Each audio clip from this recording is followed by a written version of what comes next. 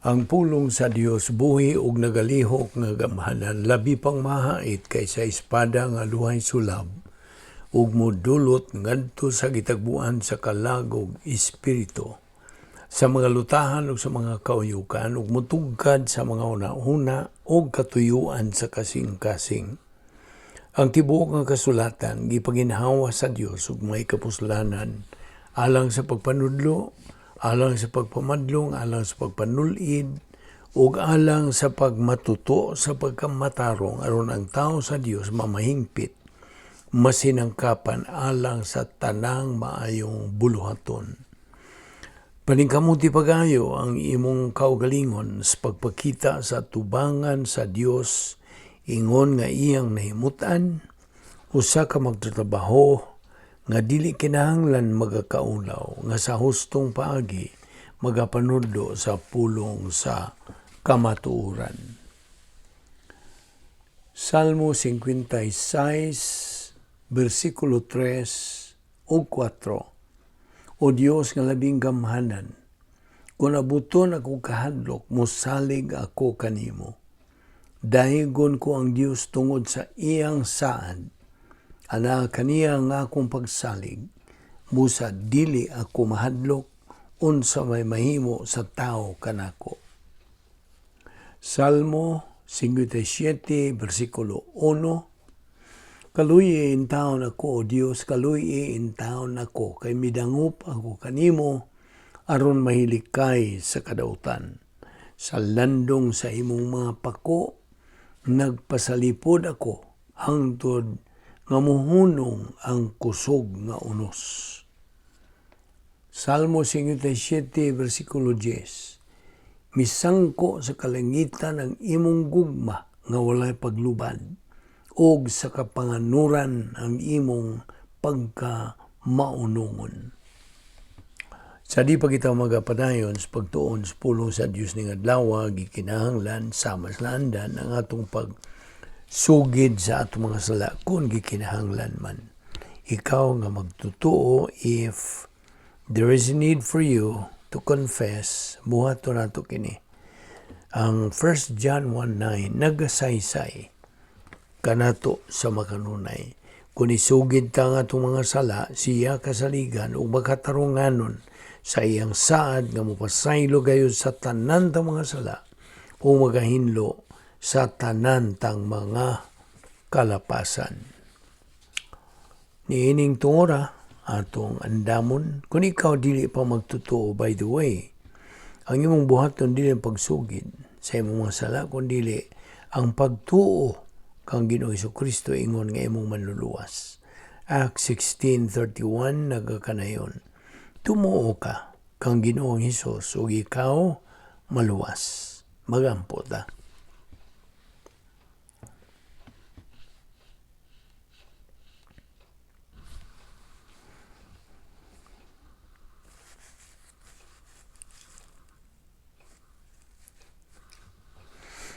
Balaan na mo nga Dios, nagapasalamat kami kanimo ning lain sa mga adlaw nga imong gipadangat kanamo, buhi pa kami ni among lawas kini gumikan. Kaya ang among plano sa among kinabuhi nagapadayon pa. Salamat o Dios sa imong pagdala kanamo ning dapita sa makausapa, aron kami makapadayon sa among pagtuon sa imong pulong. Pinagis pagahom kanamo sa Espiritu Santo. Salamat ni among Bible Study pinagi sa YouTube. Kining tanan among ipasalamatan sa ngalan ni Ginoong Jesucristo. Amen. May adlaw sa tanan nato mga subscribers, mga higala, atong mga followers, o atong mga igsuon diha ni Kristo. Welcome kanyang tanan o padayon ta sa atong paghisgot, pagtuon niining atong giduputan nga giuluhan og Christian suffering. Okay? Pagantos kinis mga Kristohanon. Okay. Now, sa ako nang ginayon kanimo, kini atong Bible study sa agul ni Binisaya og in English. Okay. Because the worst way for a member of the human race to die Ang kinagrabihang paagis pagkamatay sa kasakop sa kaliwatan sa tao, mao ang pagkamatay ingon nga dili magtotoo. That is the worst way to die for a member of the human race, to die as an unbeliever. Paminaw. Better to die as a believer in Jesus Christ in any horrible way, mamatay ba tungod sa cancer, tungod sa grabing disgrasya, maligsan bagpison, bisag unsang paagi nga mamatay as a believer in Jesus Christ, sama sa COVID-19 nga sakit. It is infinitely better than to die ingon nga dili magtotoo. Go to sleep, wake up, and torments, and rapidly loud ringing alarm clock. Karon, mao nay gitawag og suffering in the will of God as opposed to suffering according to the standards of the world. Well, of course, di man ta gustong mutanaw usa ka tawo nga muantos. Di gani pud ta gustong mutanaw bisag unsang hayop nga magantos. Anybody who is normal does not like to see somebody else suffer. Osto? But there are different causes. Nagkalindaing hinungdan sa pagantos. Angay di kaya ngay anaay nagkalinlaing matang sa pagantos. Susto? Ang labas sa atong panumduman to refresh our mind of God's Word. Diya sa 2 Pedro 3:9.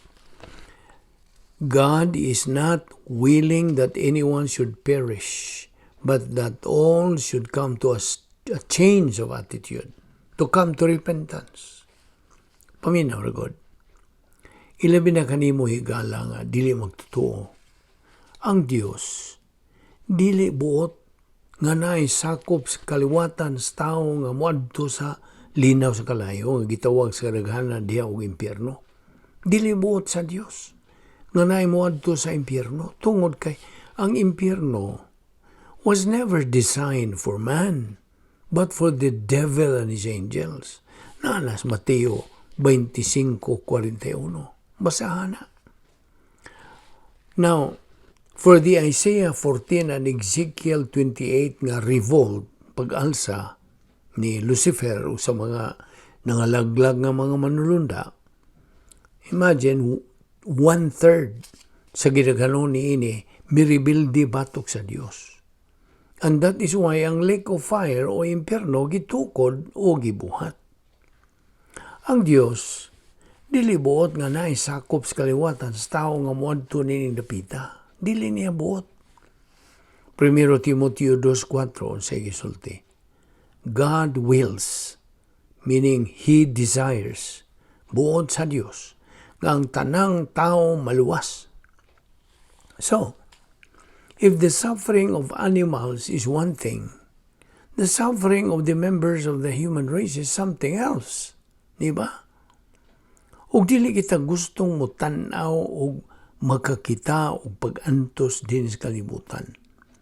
But the worst suffering of all for any member of the human race is the suffering in the lake of fire.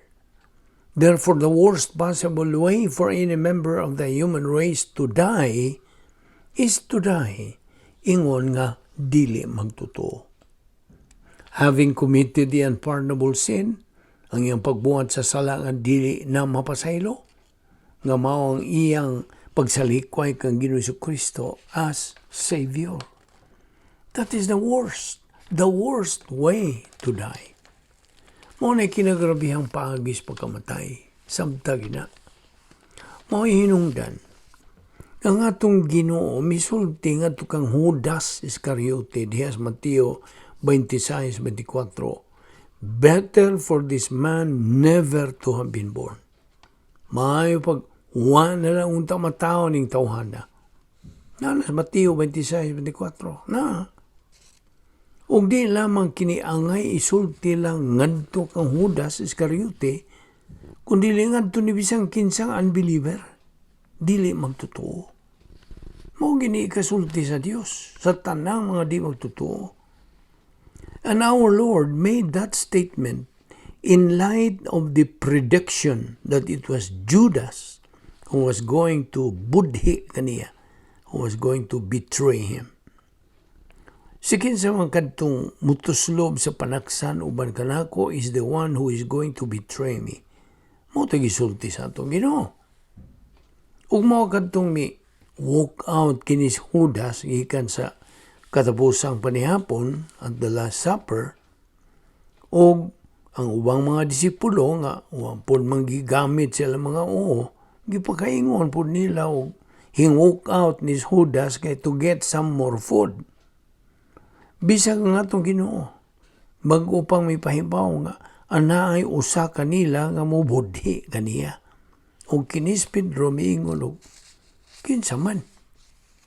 Ug ang Ginoo miingon og kadtong mituslob sa panaksan uban kanako, the one who dipped with me in the bowl. Ug kinis Judas mismo nangutan na, ako ba Ginoo? Is it I, Lord? Mitubag ang Ginoo kaniya, you said it. Imo ka nang gisulti.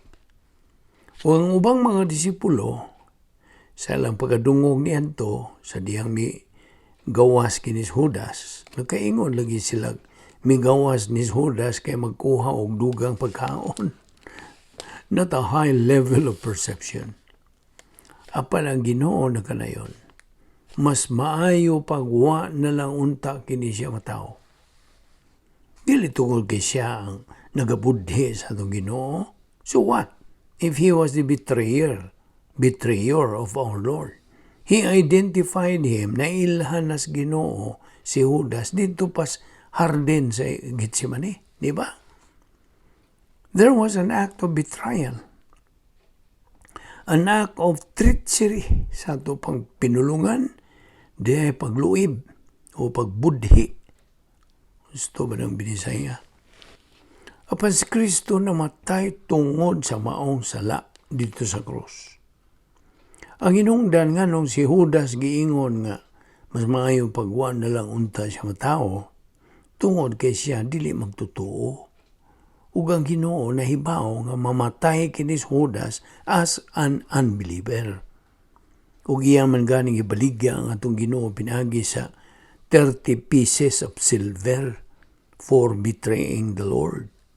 And after he betrayed him, mibalik siya dito sa mga pango sa relihiyon, sud sa templo, ug siya nagkanayon og, I betrayed innocent blood. Ug iyang gilambay ang mga pilak o silver ngadto sa mga pango sa relihiyon. He confessed his sin. He felt sorry for his sin. He made restitution for his sin. But one niya dawatas Kristo as his Savior.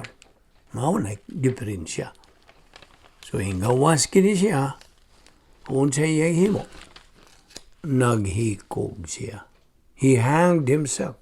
He committed suicide. You know what? He did a bad job for that. Kaya ang pisi nga iyang gigamit siyang paghikog, nabugto man. Kung mo itong nahuog siya, down the rock below. Kung mo kanto'y namatyan niya. Giingon to in English nga, his abdominal pelvic cavity split open. Patay si Judas Iscariote. Namatay siya as an unbeliever. That is the worst way to die. Sabtag na. That is the worst suffering of all. Ato ni ipadayon ugma sa atong paghisngot dinhi kay daghan pang mga categories of doctrinal points dinhi. Okay? Magampo ta, amahan na mong langit noon, nagapasalamat kami kanimo niining higayuna nga kami nakigambitay kanimo sa imong mga pulong.